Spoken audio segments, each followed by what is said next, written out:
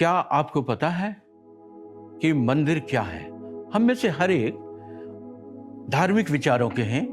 और हम इस हिंदुस्तान में विभिन्न धर्मों को मानने वाले हैं और हमारी अपनी श्रद्धा है और हम किसी न किसी मंदिर या धार्मिक स्थल में जाते हैं जहां हम परमेश्वर से प्रार्थना करते हैं, परमेश्वर को धन्यवाद देते हैं, परमेश्वर को अपनी श्रद्धा चढ़ाते हैं और इस तरीके से वो मंदिर जो ईंट, गारे, पत्थर, ईंट से बना है उसको हम परमेश्वर का या ईश्वर का मंदिर समझते हैं। लेकिन हम इस बात को नहीं समझ पाए कि परमेश्वर जिसने मनुष्य को इस पृथ्वी की मिट्टी से बनाया और उसको अपना स्वरूप, अपनी समानता, अपनी शक्ल दी और इस तरीके से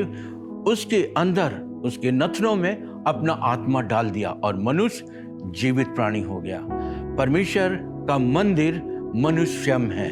पौलुस इसीलिए पहला कुरिन्थियों उसके 6वें अध्याय की 19वीं आयत में कहता है, क्या तुम नहीं जानते कि तुम्हारी देह परमेश्वर का मंदिर है, वो तुम में वास करता है, तुम में चला फिरा करता है, तुम अपने नहीं हो क्योंकि दाम देकर मोल लिए गए हो। और इसलिए परमेश्वर ने आज हमको इस बात का एहसास कराया, जबकि हम अपनी अभिलाषाओं में, अपने पापों में, अपने गंदे जीवन को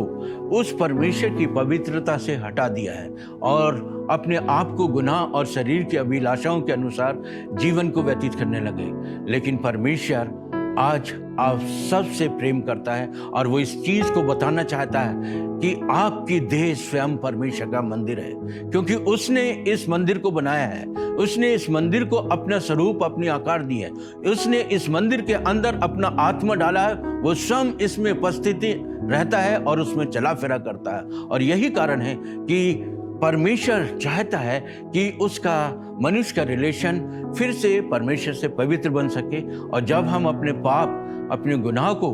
उस ईश्वर के सामने मान लेते हैं तो वो हमें हमारे सारे पापों से शुद्ध करने में विश्वास योग्य और धर्मी है। और यही परमेश्वर मेरे और आपके जीवन से चाहता है, क्योंकि वो हमको एहसास कराना चाहता है कि हमारी देह परमेश्वर का मंदिर है। इसलिए पहला यूहन्ना 4 अध्याय की 13वीं आयत में कहता है कि उसने अपनी आत्मा में से हमें आत्मा दिया है। और जबकि उसने अपनी आत्मा में से